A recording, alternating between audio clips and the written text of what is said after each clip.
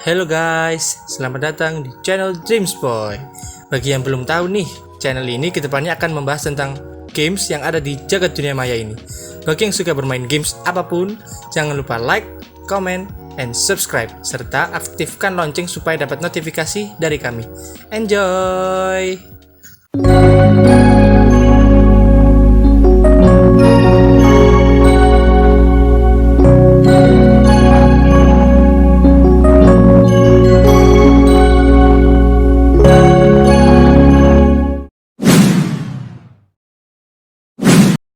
Guitar Hero memang selalu menjadi salah satu game alternatif populer di masyarakat Indonesia, meliputi berbagai umur.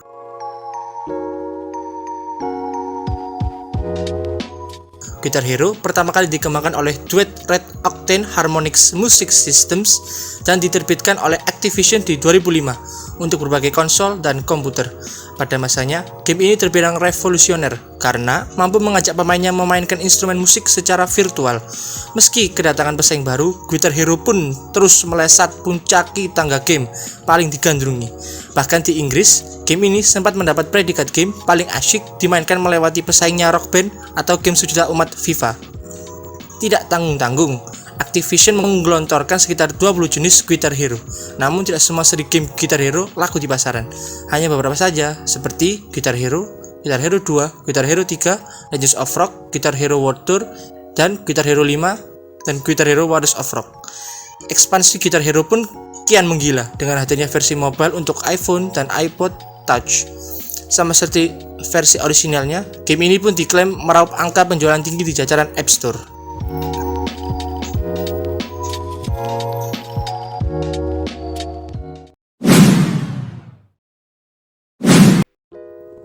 Pernahkah kamu memainkan video game Bully? Salah satu game milik Rockstar Game yang sangat populer ketika dirilis pertama kali untuk konsol PlayStation 2 pada tahun 2006. Kesuksesan Bully tidak lepas dari keunikan gameplaynya dan alur ceritanya yang diangkat dalam game tersebut. Tidak hanya merasakan menjadi seorang murid sekolahan yang bengal, tetapi kamu juga dapat melihat tingkah laku anak-anak remaja yang memang biasanya terjadi pada dunia nyata. Game yang sudah berumur 11 tahun ini ternyata juga turut hadir dalam beberapa versi, yakni pada PC dan juga perangkat mobile.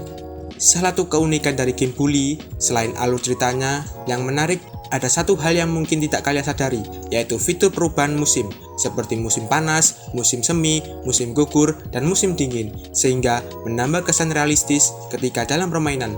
Pada tahun 2006, Bully menjadi satu-satunya video game open world yang memiliki perubahan musim. Dalam Bully, kamu juga dapat merasakan perubahan cuaca dan pergantian siang serta malam.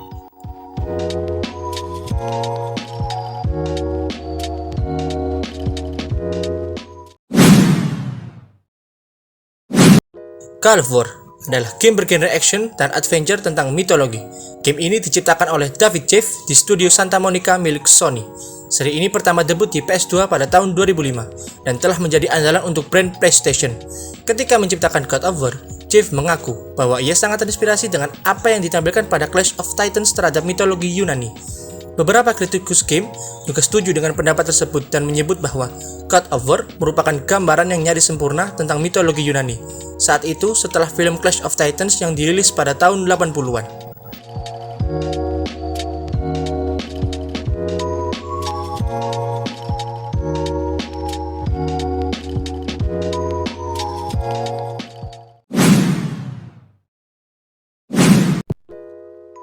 GTA San Andreas menjadi salah satu game paling populer dari seri Grand Theft Auto buatan developer Rockstar. Tidak hanya di negara luar saja, bahkan di Indonesia sendiri memiliki banyak penggemar dari berbagai kalangan umur. Game ini juga sering kita temukan di tempat rental PS2. Permainan ini adalah permainan 3D ketiga dalam seri Grand Theft Auto.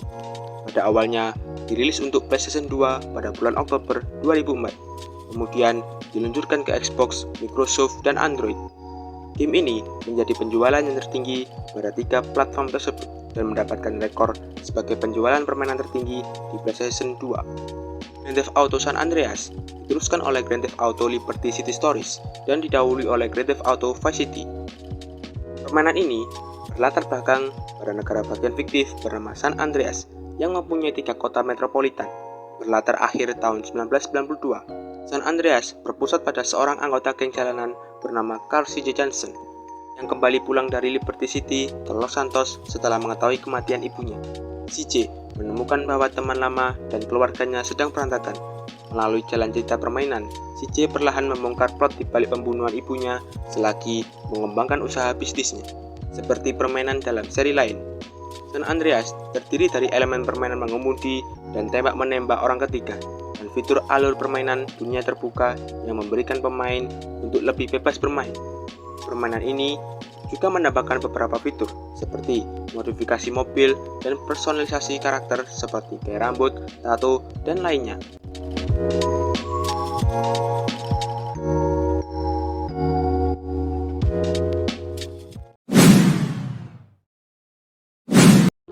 Winning Eleven dan Pro Evolution Soccer.